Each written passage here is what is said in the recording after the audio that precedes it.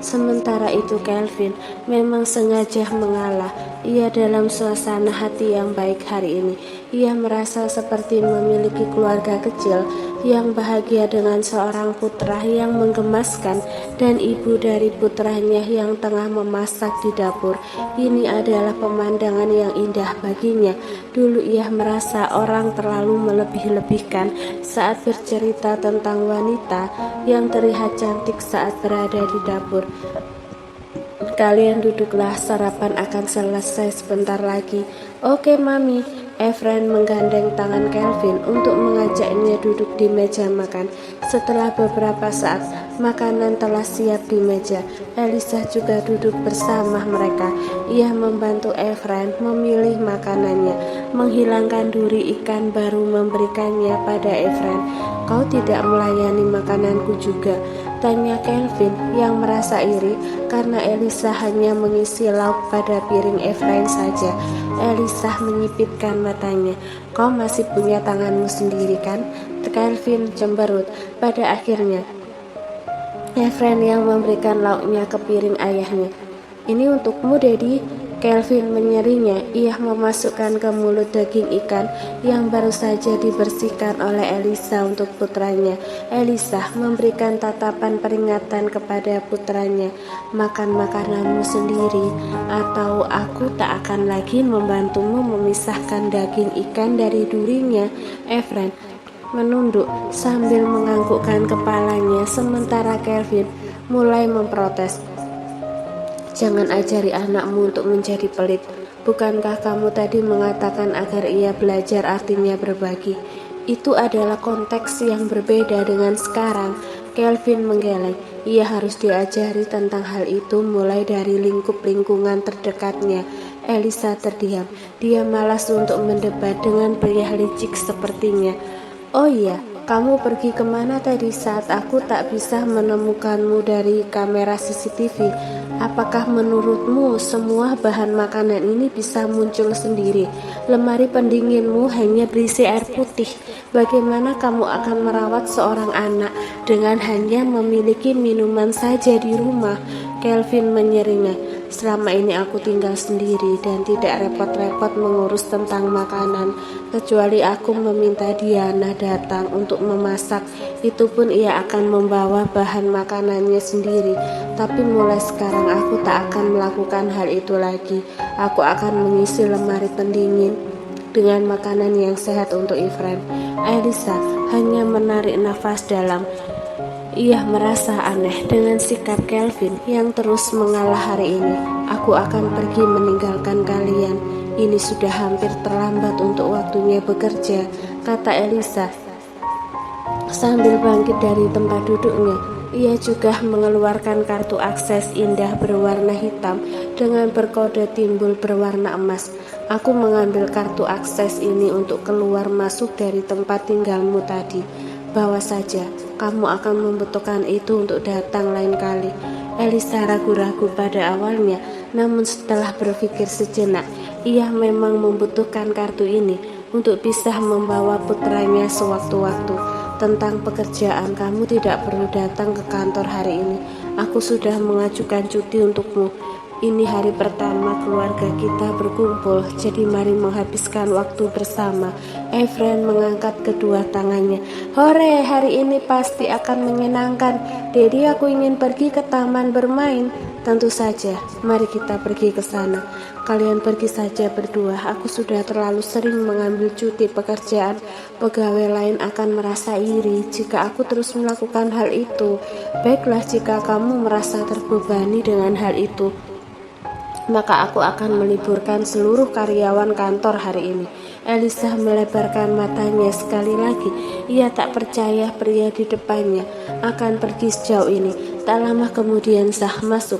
Ia membawa tas besar berisi baju baru untuk dikenakan oleh Elisa hari ini. Ini untuk sementara Nona Elisa. Nanti seluruh baju koleksi terbaru musim ini akan dibawakan kemari untuk mengisi lemari Anda, kata Zah dengan memasang senyum cerah. Meski begitu, di bawah matanya terdapat kantong mata yang mengerikan. Tidak perlu, aku tak akan tinggal di sini. Aku memiliki baju dan rumahku sendiri. Zah menelan ludahnya. Ia baru pertama kali melihat sikap dingin Elisa. Selama ini meski bertengkar dengan bosnya, ia akan tetap menjadi wanita yang bersikap ramah. Lagi pula ia juga merasa aneh saat banyak wanita memimpikan tinggal bersama dengan seorang Kelvin Wilson. Kenapa wanita ini justru menolaknya? Kenapa kamu tidak tinggal di sini, Mami? Tanya Efren dengan ekspresi wajah kecewa. Mami memiliki tempat tinggal sendiri. Mulai sekarang, kamu bisa tinggal secara bergantian antara rumah Mami dan Dedimu. 2 hari sekali kamu bisa tinggal dengan Mami. Siapa bilang akan ada pengaturan seperti itu? Ia hanya akan tinggal bersamaku mulai sekarang. Setelah Kelvin dengan suara yang dingin, Elisa menatap pria ini dengan tatapan tajam. Efrain, pergi ke kamarmu sebentar. Ada yang harus aku bicarakan dengan ayahmu. Tita Elisa, ia akan mengeluarkan sumpah serapahnya. Dia tak ingin Efrain melihat pertarungan kedua orang tuanya. Efrain mengangguk dengan patuh lalu pergi. Jangan menjadi pria yang picik. Pasangan bercerai di luar sana juga membagi waktu untuk bisa bergantian merawat anak mereka. Apakah kita pasangan yang bercerai? Kita bahkan tidak pernah menikah sebelumnya. Elisa terdiam. Ia memiliki keinginan untuk memukul kepala pria di depannya. Kelvin, aku sudah membesarkan anak itu sendirian selama ini. Kamu tidak tahu hal sulit apa saja yang aku alami selama di luar negeri untuk bertahan hidup dengannya. Jangan menjadi pria tidak tahu malu yang merebutnya begitu saja. Setelah semuanya yang aku lakukan, kamu hanya berkontribusi pada satu bibit saja, sementara aku yang hamil, melahirkan dan juga membesarkan dia adalah aku. Cecar Elisa. Aku akan menebusnya untuk semua itu. Dengan apa? Uang. Aku tidak kekurangan uang. Kelvin bangkit dari tempat duduknya. Kita akan mulai perdebatan tanpa ujung lagi seperti semalam. Lebih baik agar kamu tidak menekan tombol kemarahanku lagi. Keputusanku sudah bulat. Efrain akan tinggal denganku mulai sekarang. Kamu juga bisa tinggal di sini jika kamu mau. Elisa kehilangan kata-kata dengan Kelvin sebagai lawannya.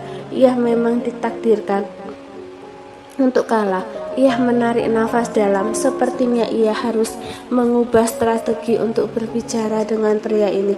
Suatu saat ia akan berusaha berbicara dengan hati-hati tanpa meninggikan suaranya.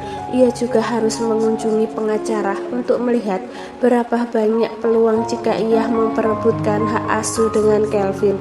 Kenapa kamu masih melamun? Ganti bajumu, kita akan pergi ke taman hiburan dengan Efrain, kata Kelvin sebelum kembali ke kamarnya untuk menyiapkan diri. Di kantor polisi, keluarga Norah baru saja bisa mengeluarkan putrinya dari penjara. Dini hari tadi mereka dihubungi oleh kepolisian tentang putrinya yang terlibat pertarungan dengan pengunjung bar lain. Lihatlah betapa jelek wajahmu sekarang. Pipimu membengkak kanan dan kiri seperti ikan buntal. Kenapa kamu bisa terlibat pertarungan dan berakhir mengenaskan? Kata ayah Nora dengan wajah kesal. Ia harus membayar banyak uang untuk mengeluarkan putrinya dan menutupi kasus memalukan ini. Aku sama sekali tidak tahu apa yang terjadi, ayah. Aku juga merasa dirugikan. Semalam saat aku akan keluar dari bar, beberapa wanita tiba-tiba bertengkar satu sama lain.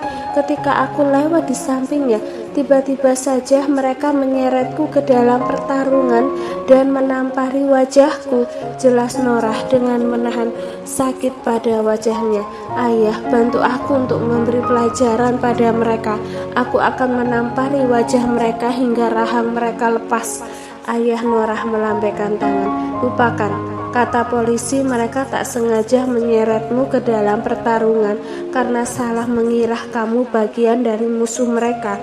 Tapi ayah, ini tidak adil, pekik Norah. Norah, jaga sikapmu. Ayo pulang dan jangan terlibat dengan hal seperti ini lagi. Ada banyak wartawan di luar. Kita bahkan harus menggunakan pintu samping untuk keluar. Di dalam mobil, Norah merasa sangat kesal, apalagi setelah melihat dengan jelas bentuk wajahnya yang bengkak di mana-mana. Bagaimana aku bisa menghadapi Arka dengan wajah yang seperti ini? Keluh Norah kesal. Menyusahkan saja. Siapa suruh kamu pergi ke bar? Aku dalam suasana hati yang buruk, ayah. Arka terlihat enggan untuk melakukan pernikahan denganku. Pikirkan cara agar dia segera menikahimu. Bukankah kamu mengatakan bahwa Tuan Kelvin akan menyepakati kerjasama dengan perusahaan kita asal kamu menikahinya? Norah mengangguk. Bahkan Tuan Kelvin tahu pernikahanku dengan Arka akan menjadi konsolidasi bisnis yang kuat. Aku yakin karena itu Tuan Kelvin tertarik dengan pernikahan ini. Iya, kamu mungkin benar. Aku tidak percaya orang sehebat Tuan Kelvin akan memperhatikan kesepakatan pernikahanmu dengan Arka. Norah lalu memeluk lengan ayahnya. Ayah, tapi Arka masih ragu-ragu tentang pernikahan ini. Jika saja kamu memberikanku 10% saham lagi, mungkin ia akan mengetahui betapa beruntungnya menikahiku. Lelaki paruh baya itu tampak berpikir dengan keras sebelum akhirnya menjawab baik. Tapi aku hanya akan memberikan 5% saham saja. Jika aku memberikanmu 10% saham, maka jumlah sahammu akan menyamai saudara laki-lakimu yang akan menjadi penerus perusahaan kita. Ada kilatan kebencian di mata Norah saat mendengar hal itu.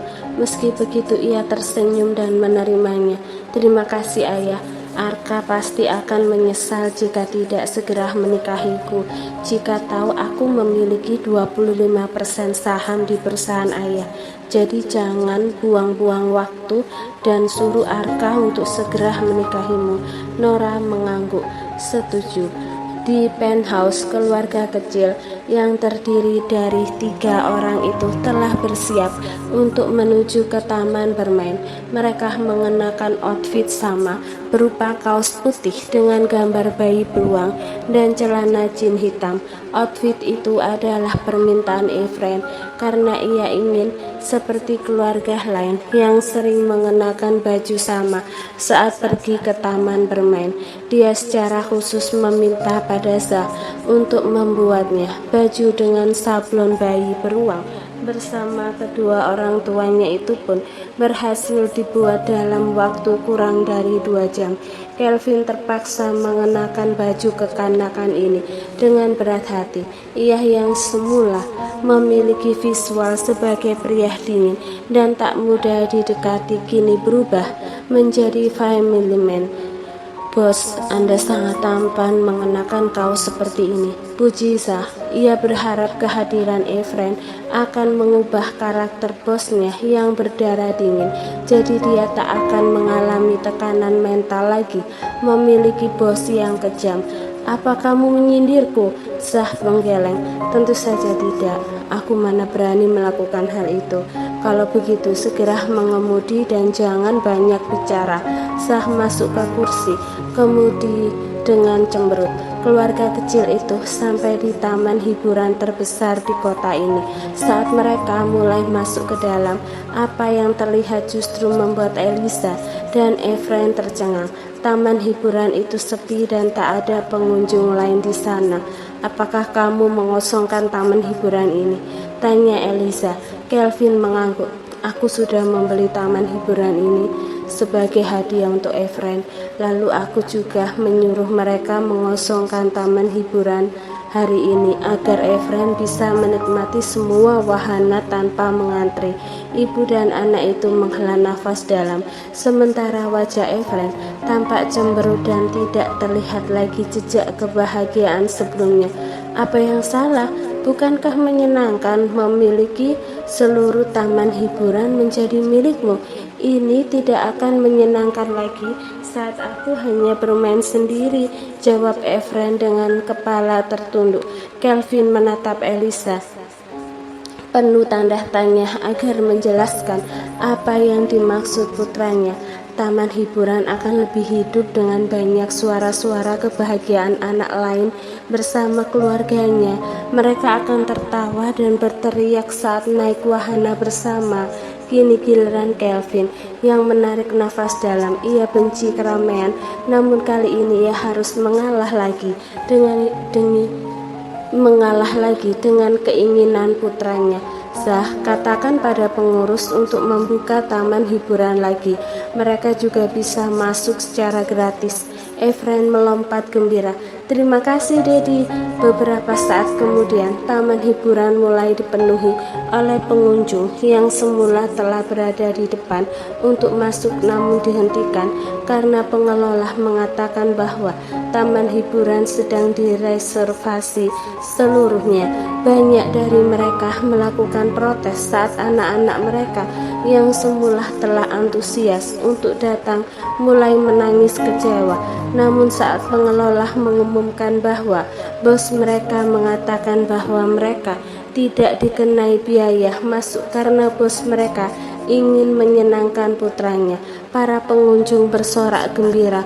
Wow, ini menyenangkan, ada banyak teman, sorak Efren saat banyak keluarga lain mulai masuk.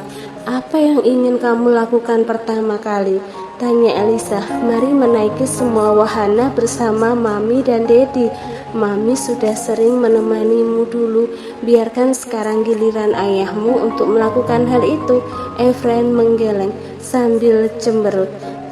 Tapi aku tidak pernah bermain dengan keluarga yang lengkap. Elisa menarik nafas dalam. Baiklah. 3 orang itu menaiki wahana komedi putar lebih dulu. Kelvin tercengang dan langkahnya ragu-ragu untuk naik. Wahana ini dipenuhi dengan patung kuda dan ada kereta kerajaan juga di sana. Bisakah aku tidak naik? Tanya Kelvin. Ia merasa malu menaiki ini dan akan melenyapkan karakternya. Bahkan dia sudah melihat Zah diam-diam menahan tawa. No, Dedi harus ikut. Aku akan naik kudanya dan kalian berdua berada di kereta belakang kudaku, seolah putri dan pangeran. Tidak, jawab 2 orang itu bersamaan. Itu memalukan. Aku akan naik tapi hanya akan berdiri sambil memegangimu naik kuda, lanjut Elisa. Aku sudah dewasa, Mami tidak perlu dipegangi. Elisa dan Kelvin masih menggelengkan kepala secara bersamaan. Namun detik berikutnya Efren mulai menangis kencang. Baiklah, kami akan naik. Pasangan itu naik ke kereta berbentuk labu di belakang kuda kecil yang Efren tunggangi. Zah menekuk bibirnya ke dalam mencoba menahan tawa. Ini adalah pemandangan langka baginya. Seorang bos kejam naik kereta labu di komedi putar. Paman Zah, tolong ambil foto kami. Oke sayang. Zah memang sengaja mengikuti tur keluarga kecil ini karena ia mendapatkan jabatan baru sebagai juru fotografer dadakan keluarga baru ini. Tidak selesai sampai di situ. Efren kini meminta orang tuanya naik kincir angin.